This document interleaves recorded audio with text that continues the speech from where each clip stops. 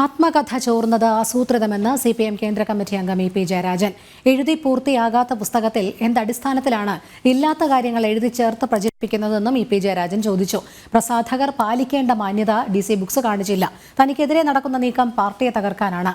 തനിക്കെതിരെ പാർട്ടിക്കകത്തും പുറത്തും വ്യക്തിഹത്യ നടത്താനുള്ള ഗൂഢാലോചനയുടെ ഭാഗമായിട്ടാണ് ആത്മകഥാ വിവാദം സൃഷ്ടിച്ചതെന്നും ഇ പി ജയരാജൻ കണ്ണൂരിൽ പറഞ്ഞു.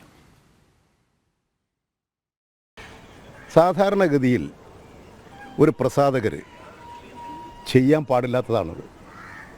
കാരണം അതിൻ്റെ പ്രചരണം വാട്സപ്പിലൂടെ വന്നു കഴിഞ്ഞാൽ പിന്നെ അതിൻ്റെ കോപ്പികളുടെ വിൽപ്പന കുറഞ്ഞു വരില്ലേ. ഒരു ബിസിനസ് സ്ഥാപനങ്ങൾ, പ്രസാധക പ്രസ്ഥാനങ്ങൾ ഇങ്ങനെ ആരെങ്കിലും ഇത്തരമൊരു നടപടി സ്വീകരിക്കുമോ?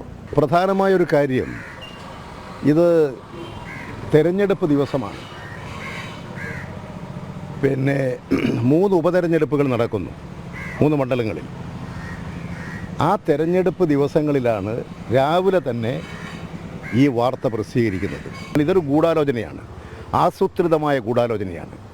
ഇടതുപക്ഷത്തെ തകർക്കാൻ, കമ്മ്യൂണിസ്റ്റ് പാർട്ടി മാർക്സിസ്റ്റിനെ തകർക്കാൻ, എന്നെ പാർട്ടിക്കകത്തും പുറത്തുമൊക്കെ ദുർബലപ്പെടുത്താൻ, അതുവഴി പാർട്ടിയെ കൂടുതൽ ദുർബലപ്പെടുത്താനുള്ള ആസൂത്രിതമായ നീക്കമാണ് ഇതിൻ്റെ പിന്നിൽ ഉണ്ടായിട്ടുള്ളത്.